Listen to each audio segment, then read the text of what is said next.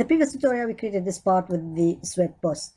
But what if you need a different thicknesses around the swept path? For example, you need that radius to be bigger than the rest of the parts.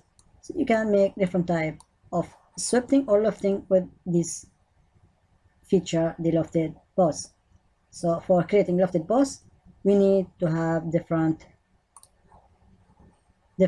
sketches on different planes, so that we can be able to insert or loft between them. For example, you can imagine this part, this sketch is on that plane, and that edge on a different plane, and that is on a different plane.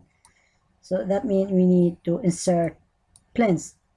So in this tutorial, we're going to talk about inserting planes. So let's start a new part. And here you have the reference geometry icon. If you expand, you have plane.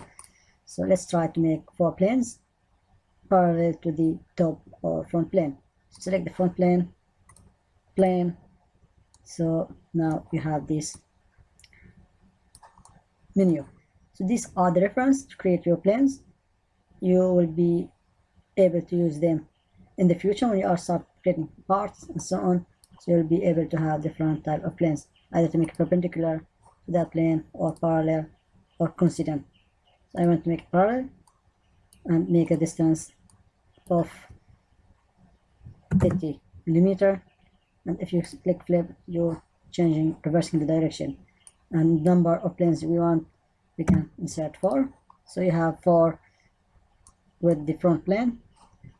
And if you have other parts or references, you can select them to insert the orientation you wanted to your part. So when you are done, click OK.